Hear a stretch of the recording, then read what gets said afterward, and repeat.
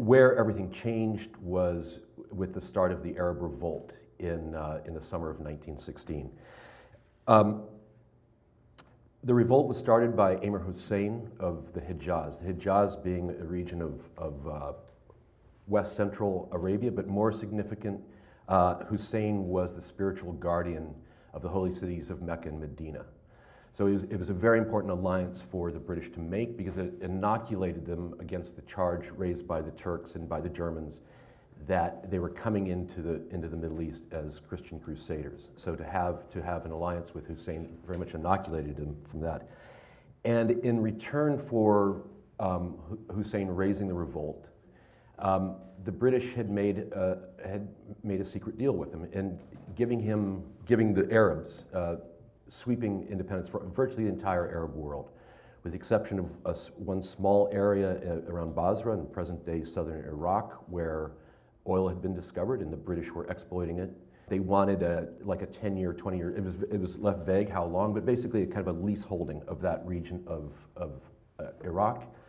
And then there was a small corner of what at the time was northwestern greater Syria, kind of Lebanon and just above it, that they wanted to exclude because the French were interested in having it. The revolt started in June of 1916. The Hussein's forces, and mainly led by his four sons, who were the battlefield commanders, seized Mecca, seized the Red Sea port of Jeddah. But then it largely foundered. They'd caught the Turks by surprise, so in the first few days they had taken a couple of cities, but then it sort of foundered. Lawrence first went to Arabia in October, 5 months later, and at that point he went pretty much as a lark. He took time off from his desk job in Cairo to accompany a friend who was going over to see if there was some way to jumpstart the revolt. Lawrence, on his first trip, was only there for 10 days, and it was really 10 days that changed history. He managed to meet all four of Hussein's sons, the battlefield commanders, and probably most significantly, he decided, he felt, and he's 28 years old at this point, and a very, very junior officer, he decided that what the revolt needed was an animating personality, what he called a prophet of war. And he decided that prophet of war was Hussein's third son, Faisal. So he was really one of the very first British officers to meet Faisal, and he was the first British officer to be allowed to travel inland in Arabia, in the Holy Land.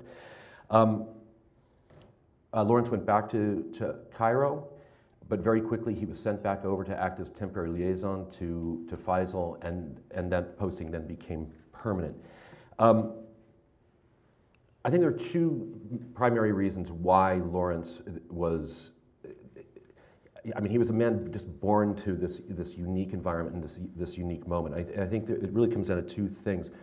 One being that what I'd mentioned before about him having studied the clan and tribal structure in Syria, and Arabia, certainly the Hijaz being that much more conservative at the time,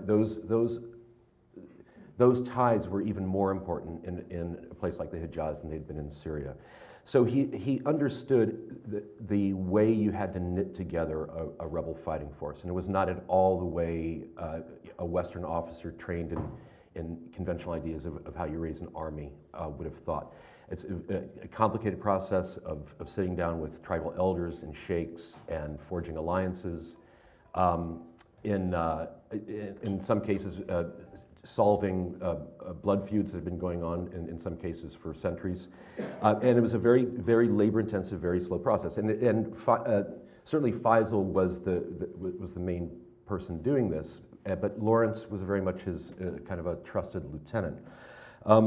And then I think the other thing was that he had studied medieval military history. And war in early 20th century Arabia looked a lot like war in 14th century Europe. And it revolved around these primal issues of an army on the move. Where does it get water? Where does it get forage for its animals? And again, so a classically trained a British officer I think would have been quite at sea, and in fact proved to be quite at sea, the people who had preceded Lawrence.